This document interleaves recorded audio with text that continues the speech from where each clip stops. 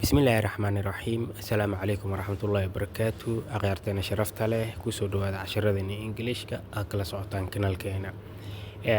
Cashirka maanta waxa uu ku saabsan yahay hot conversation between boy and girl part 2. Hore waxaan usoo aragnay part 1 aan isla aragna marka part 2. Boy wiilka ayaa bilaabayo hadalka wuxuu leeyahay really I mistook for an urban girl but you are a rustic girl. An English proverb says it is easy to wear an urban clothes, but it is difficult how to be a citizen. What a damsel girl you are. Runtii waxaan kugu qalday gabar reer magaala, laakiin waxaa tahay gabar reer baadiyo ah. Mahmaha Ingiriisa ayaa waxay leedahay way fududahay in la xirtaa dhar magaalo, laakiin way adag tahay in la noqdaa reer magaal. Alla maxaa dhuucil tahay. Really I mistook for an urban girl, but you are a rustic girl. An English proverb says it is easy to wear an urban clothes, but it is difficult how to be a citizen. What a damsel girl you are. Runtii waxaan kugu qalday gabar reer magaala, laakiin waxaa tahay gabar reer baadiyo ah.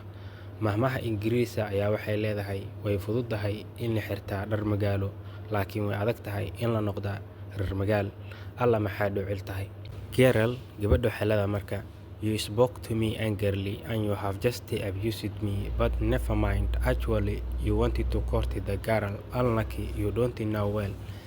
I think that you don't have enough experience for the seduction. Get back to your mother's house, otherwise you will run here.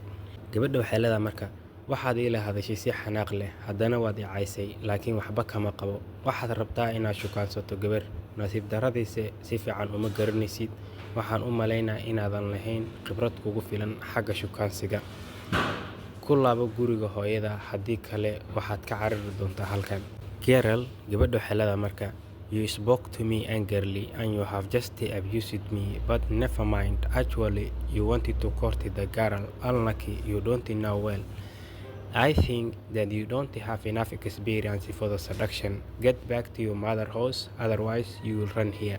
Gabadha waxay leedahay marka waxaad ila hadashay si xanaaq leh, haddana waad i caysay, laakiin waxba kama qabo. Waxaad rabtaa inaad shukaansato gabar, nasiib darradiisa si fiican uma garanaysid. Waxaan u malaynaa inaadan lahayn khibrad kugu filan xagga shukaansiga. Ku laabo guriga hooyada, haddii kale waxaad ka carari doontaa halkan.